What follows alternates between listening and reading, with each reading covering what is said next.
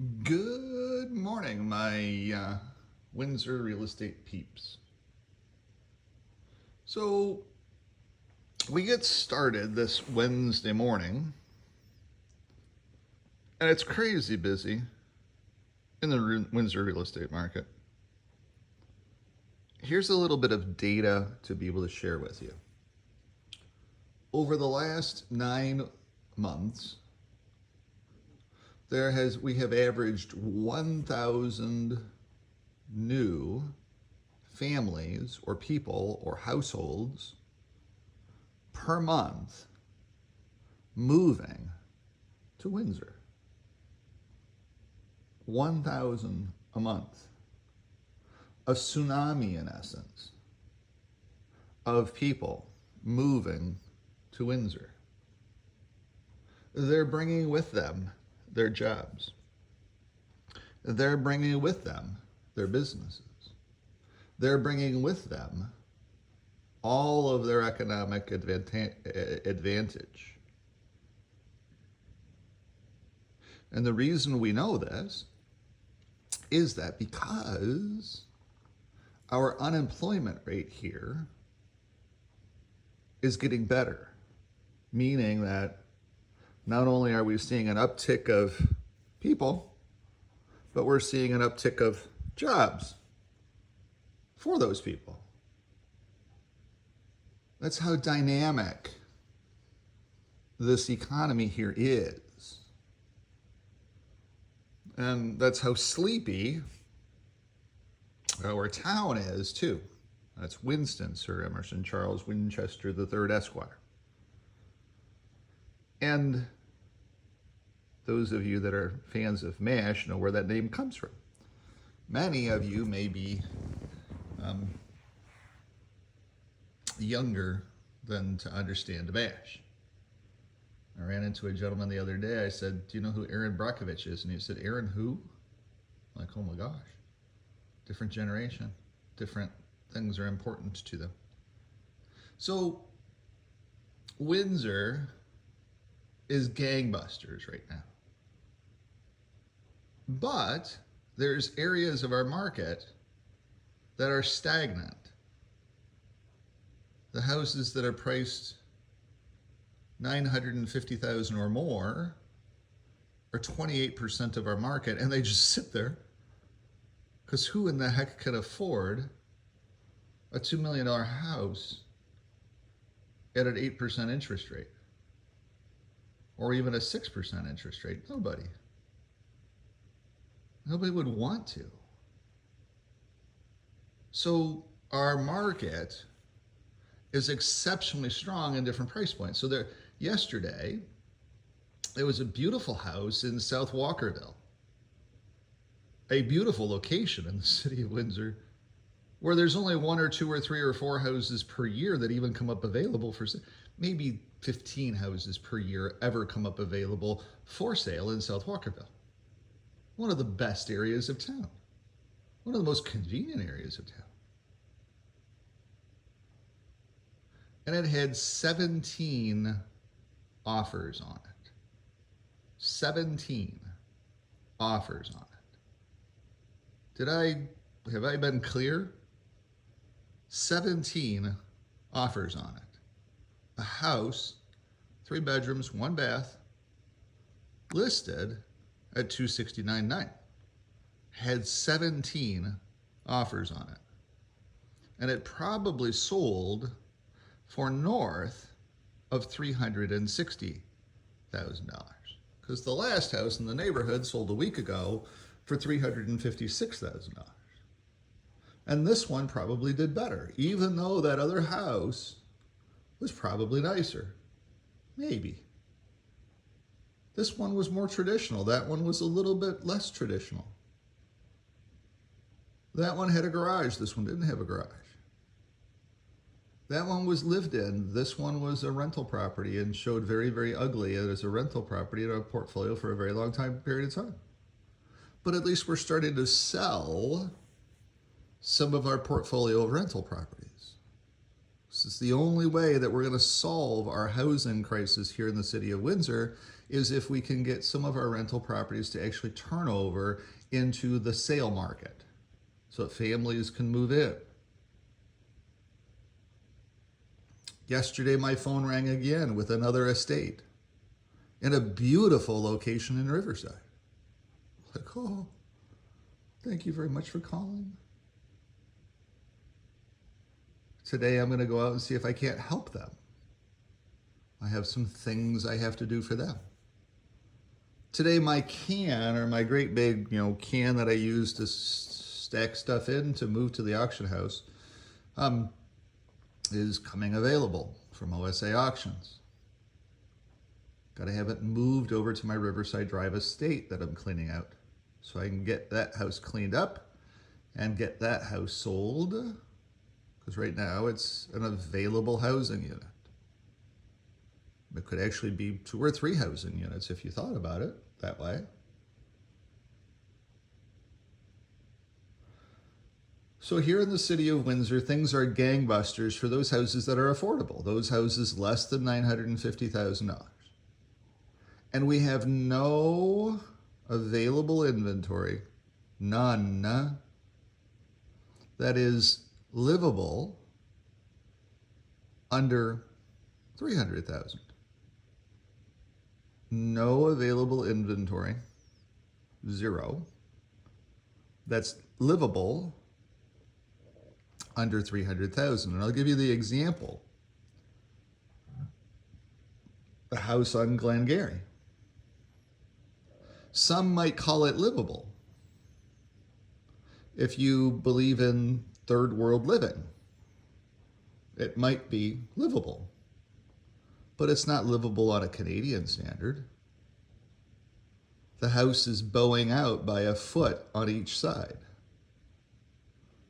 The house is being held up by a 2x4, literally, in the basement. And that 2x4 is leaning by about 7 inches. So, is that house livable? Is it savable? Absolutely yes, it's savable. But the person living there bought the house for $206,000 a year ago and wants it for sale and has it for sale and will not sell it for less than $270,000. Does it make any sense to buy that house? No, it makes no sense to buy that house because it needs about $40,000 just to be able to rewrite it back up to be something that's not going to fall down around itself. And then it needs another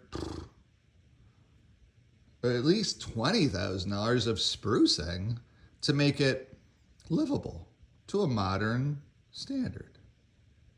So it needs $50,000 worth of work. So in essence, the house is worth $206,000. That's what it's worth. It hasn't gone up in any value. But because there's no inventory on this market, it's a house. It's a housing unit. It's important. Get it marketed. Somebody may end up buying it and living there until it collapses. Now, there was also just another house last week that sold for, it was listed for $179,900. It sold for $279,900. And when you walked into the house, the realtor had put a sign on there, caution. The real estate firm is not to be held liable if you step into this house and you injure yourself, if you fall through the floorboards.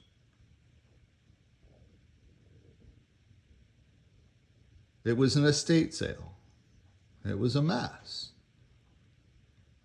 And so they said, hey, but it was technically 2 lots in the city of Windsor. And each lot is worth $130,000 easy. So that's $260,000. So it makes a whole heck of a lot of sense that the house sold for $270,000 because each lot, each piece of dirt is worth $130,000 easily. So it sold for its market value. It actually did pretty well. It sold for a little bit over its market value. And somebody may come in there and either save that house, if they can.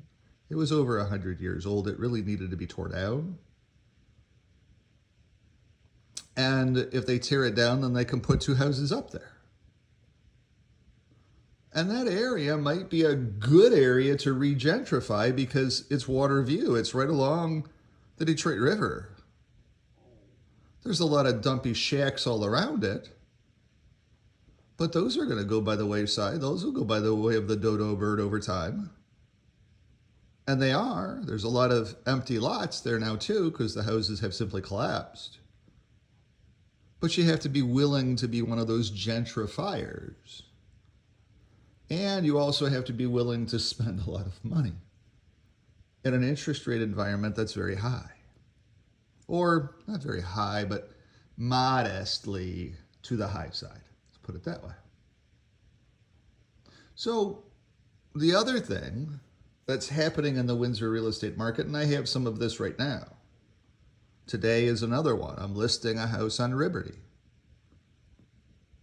Got the green light finally again last night. He's been all wishy-washy what to do because he's going to, at the very best, break even, and at the very least, at the very worst, lose $20,000. Somewhere in there. For a house that he bought and renovated because he didn't finish renovating it because it needed far more renovation than what he ever even thought of. But he's learning a valuable lesson. And as you guys know, when you go to university, it costs a lot of money to go to university to learn valuable lessons. It's what the experience of life is. There's a cost to all of this. So here in the city of Windsor, every realtor that I talk to, or the ones at least that I'm running into that are doing deals with me, are reporting, hey, I'm kind of crazy busy. This is kind of a good thing. And yeah, I am crazy busy. So I have a lot to do today. I got to get over to the Tecumseh Town Council as well too to be able to start researching some raw land in Tecumseh. But I also got some good news yesterday, and this is some good news to share with you guys. And I'm going to do a separate quick little video. I've talked about him before. His name's Trevor. He's 22, goes to St. Clair College, and he's impressed the hell out of me in my business units. He's a little shy, a little bashful. Don't fully know him out of his shell completely yet, but I'm getting there with him. He's enamored by a guy like me. He says, Brian, I've never run into anybody that works as hard and as long as you do. I'm learning so much just by hanging out with you. And I'm like, okay, that's good. And I don't know what I want to do with my life. He was studying marketing, which is an amazing thing because they said, take every marketing class, take every online marketing class, take everything you ever need to take. Because everything in life is marketing. Everything is marketing. Everything is sales. Everything is X's and O's. Everything is about, hey, this thing that I bought for X, I want to turn around and sell for Y because I need to create income. It's all that and more. So Trevor has finally decided he needed to make his own path in the snow. I did not want him following my path. I didn't want him enamored by me to say, gee, I want to become this or I want to become that. I wanted him to make his own decisions in his own life because he's coming up to graduation. What's next? Now that you have these theory classes, what are you going to do to be able to make an income for yourself? It's all up to you. So he sent a note last night that he is going to start his real estate classes, and he is going to get his real estate license, and he would like to join my firm. And I'm like, I have plenty of work for you. I have plenty of systems. I have plenty of ideas. I have plenty of money to be able to invest, to be able to create a path that benefits me while assisting Trevor. And I've never understood why any of these other realtors who aren't necessarily knocking the ball out of the park, they're doing their stuff. Let's put it that way. They're doing their stuff. I've never understood why any of them haven't taken me out to lunch, haven't taken me out to coffee to say, hey, what you're doing is interesting to me and I want to be part of it. I never understood why nobody ever did that. No, I know for me, I never needed to do that. I knew where I was going to. The only things that took me this long to get this far was the concept that I was taking care of every transaction and I was paying down debt. That was more important, getting debt free when interest rates were low was so important, because the only place that interest rates were ever going to go up was up. And that's where interest rates are going to continue to keep going. They're doing that today in the market. The 10-year note went from 4% 2 days ago. It's now 4.3% today. The borrowing rate went from 4% to 4.3% in 2 days. That will slow the economy tremendously on its own. We don't need a Federal Reserve to sit there and say, oh, we're going to hold interest rates. No, the market is moving interest rates up tremendously. And they're going to, if they're not careful, the market will take interest rates and have them run. As we know, inflation is soaring. The cost of moving goods is so high that even Tesla has shut down its German facilities. Think about that for a minute. The cost of moving a car from Germany to the United States is so high that Tesla has closed its German facility. Doesn't make any sense to produce these cars because we would lose money on all of them to ship them to the market that would buy them. Think about that. Yet nobody's talking about it. It's not covered on the 6 o'clock. Breaking news today, let me show you how bad things are. To be able to help guide you, to be able to understand how bad things are. Those people at the German plant are pretty upset. Gee, I don't have a job any longer because it's too expensive to move these cars. They lose money on all of them. How long can a company lose money? Not very long.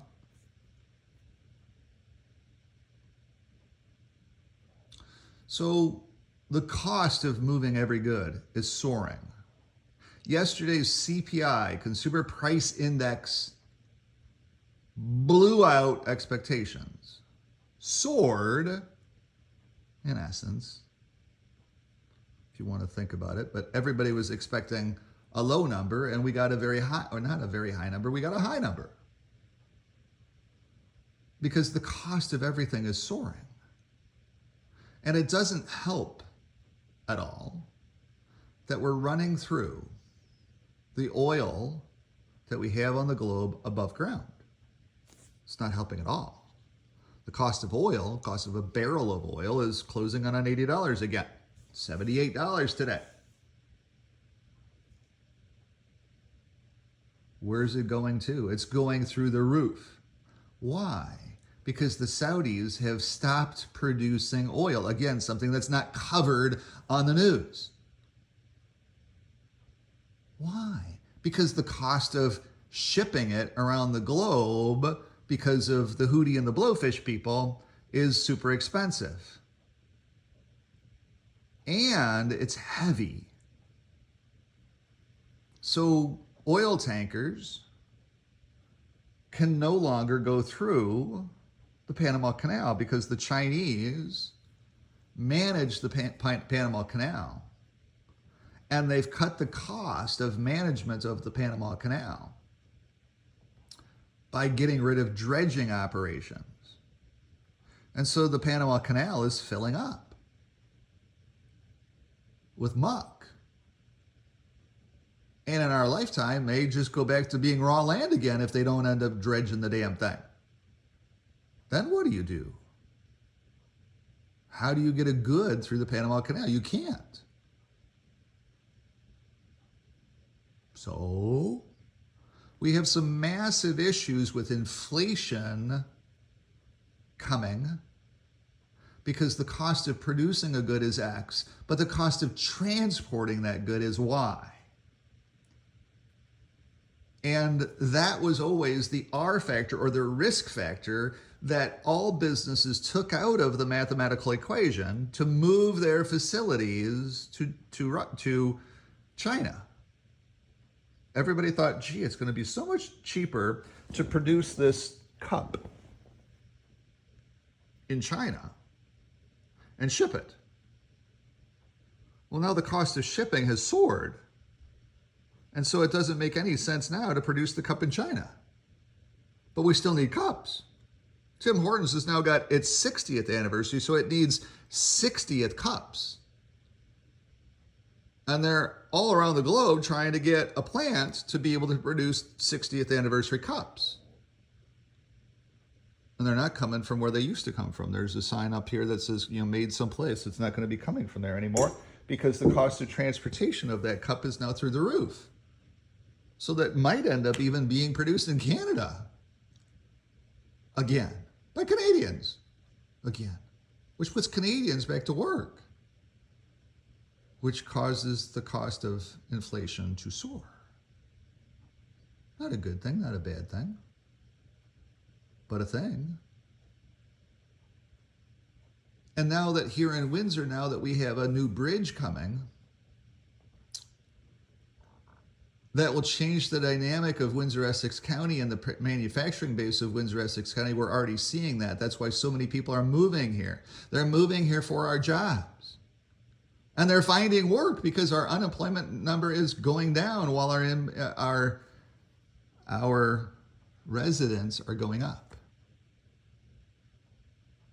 Things are great here in the city of Windsor, economically. You go out and driving around and there's cars all over the place. And there's car crashes all over the place too. Last week, the EC Road was shut down in both directions, east and west, at Central Avenue because there was a fatal crash. Unfortunately, a 52-year-old male lost his life. It was a bad crash. I happened to be there. So as we go out today, thinking about the Windsor real estate market, it's crazy, crazy busy. Our population is rapidly advancing because we are the South Beach of Canada and we have sunshine and no snow today. And if you're a Canadian looking for as warm of weather as you could possibly find, the only place that has the warmest climate in Canada is Windsor, the South Beach of Canada. It's said that every dog has its day. Well, Windsor's had a good day for the last 4 years. And it is relentless. It's only getting better. 1,000 people a month. Better. The highest ratio of new people coming to Canada, coming to Windsor, ever.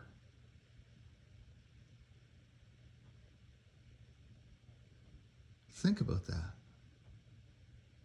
Where does the price of real estate go in the city of Windsor? Up. If we could just get some inventory. Because we have no inventory at all in certain price points. That's why this listing on Liberty today at 1 will be a great listing. It will sell. That's why my listing on Westminster will be a great listing. It will sell.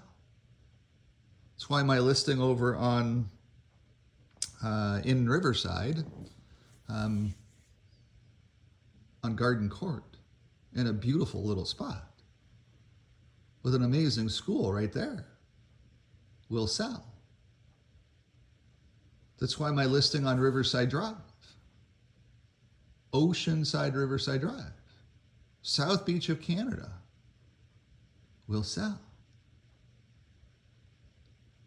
That's why my listing out in Amherstburg, which is a secondary market to Windsor, is having a hard time selling. There's currently a realtor as I do this video, there's currently a realtor going through it. Hopefully, that's my buyer. Hopefully. We'll see.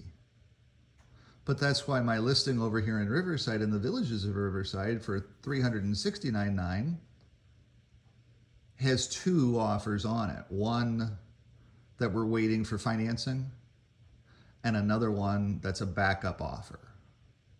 And try doing that in this market. Try being a realtor trying to get a backup offer. That's nearly impossible to do too. But I got it done for my client. It's a little bit of a celebration, a little bit of hard work there. And I have another listing over on Bayswater that hopefully, she's moved to Retirement Village, that hopefully I can get listed because I know I can sell it very, very rapidly. We need all of the housing units in the city of Windsor we can possibly get our hands on.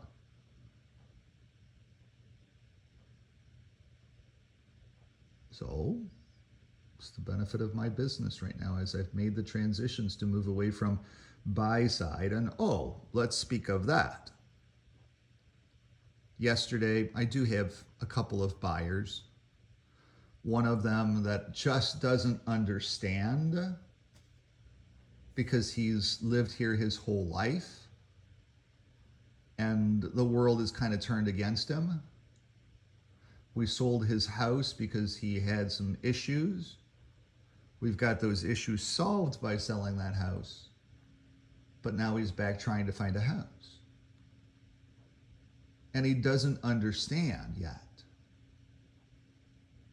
that there's 1,000 people a month moving here that are competing against him, because as a Windsorite, it's like nobody's ever competed against me to live here in Windsor, Brian. Why in the hell are there all these people moving here?